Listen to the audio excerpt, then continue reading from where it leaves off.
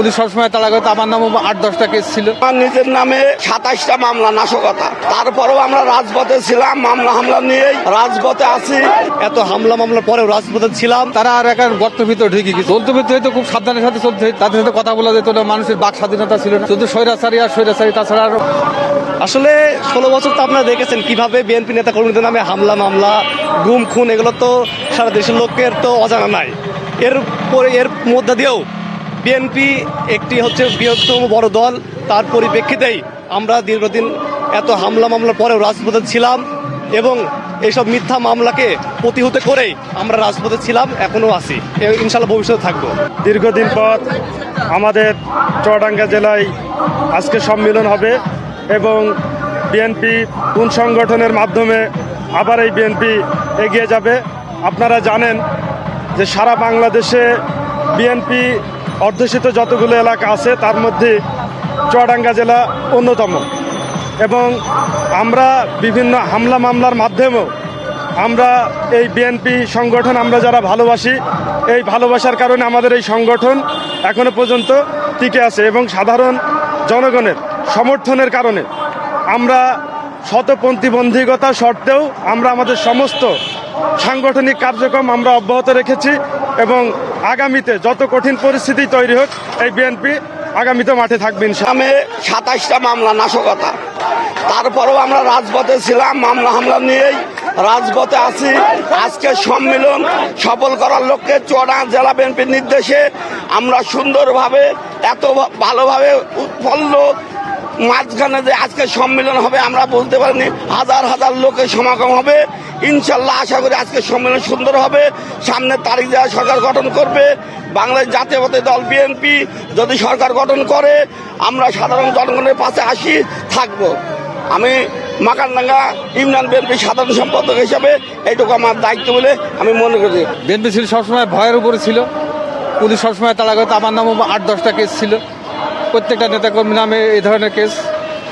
Case বলতে আজগুবি case, গায়েবী case আর কি, তাছাড়া কোনো নির্দিষ্ট কোনো কেস না। এমন কোনো নেতাকর্মী নেই তাদের ভিতরে কেস ছিল না। পাড়া মহলায় দেখেছি তাদের তো আর কোনো খোঁজ নেই, তারা আর এখন গর্তের ভিতরে ঢুকে গেছে। চলতে ফিরতে হয়তো খুব সাবধানের সাথে চলতে হইতো, তাদের সাথে কথা বলা যেত না, মানুষের বাক স্বাধীনতা ছিল না, কিছুই ছিল না, শুধু স্বৈরাচারী আর স্বৈরাচারী, তাছাড়া আর অন্য কোনো ছিল না। আর দোকানের সামনে আমলিকের ক্যাডাররা এসে বাল্ব ভাঙলে, ক্যাম্প ভাঙলে, আমার দোকানে বাড়ি মারলে, বললে বিএনপির কোনো রাজনীতি করার যোগ্যতা নেই, তারা রাজনীতি করতে পারে না। আমার বাড়ি বর্ডার সীমান্তে, আমি মোহাম্মদ শামসুল আলী দোকানদার একটা, আমার সামনে এই 2টা ক্যাম্পেল, একটা আমলিকের একটা বিএনপির একসময়।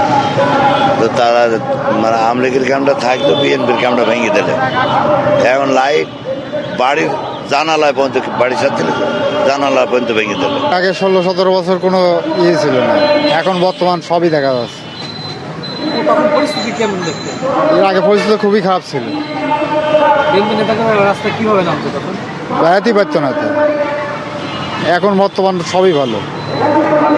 যে রাজনৈতিক যে দমন পীড়ন আওয়ামী লীগের, সেই জাতাকলে কিন্তু বিএনপি পৃষ্ঠ ছিল, চুয়াডাঙ্গা তো ছিল না।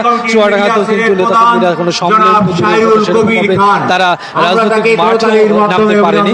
তাদের জন্য আজকের দিনটি একটু অন্যরকম অনুভূতির দিন। আমরা সকাল থেকে যেটা কথা বলছি, দেখছি যে এই সম্মেলন ঘিরে এই আপনি জানেন যে শুধু সম্মেলনই না, আজকে কিন্তু দ্বিবার্ষিক সম্মেলন, যেখানে এই নেতৃত্বর মাধ্যমে কিন্তু আবার নতুন করে বিএনপি আবার এই জেলা পর্যায়ে রাজনীতি করবেন। আপনি দেখতেই পাচ্ছেন যে সম্মেলনে কিন্তু সকাল থেকেই উপস্থিতি চোখে পড়ার মতো এবং সকলের মধ্যেই একটা উচ্ছ্বাস ও উদ্দীপনা কাজ করছে, কেননা তারা কিন্তু এরকম সম্মেলন আর করতে পারেনি। আপনি দেখতে পাচ্ছেন যে এই টাউন হল মাঠ কিন্তু আমরা দেখছি যে গেল কয়েকদিন যাবতেই এই সম্মেলন ঘিরে সুসজ্জিত করে রাখা হয়েছে এবং তাদের যে প্রাণের নেতৃত্ব, যে প্রাণের নেতা, তিনি প্রধান অতিথি হিসেবে এখানে কথা বলবেন। আপনি জানেন যে তারেক রহমান, তার প্রতীক্ষায় কিন্তু সকলে রয়েছেন, দিক নির্দেশনামূলক বক্তব্য সেখান থেকে শুনবেন এবং বিএনপি যে নীতি নির্ধারণ পর্যায়ে নেতৃবৃন্দ আছেন তারাও কিন্তু এখানে আসবেন।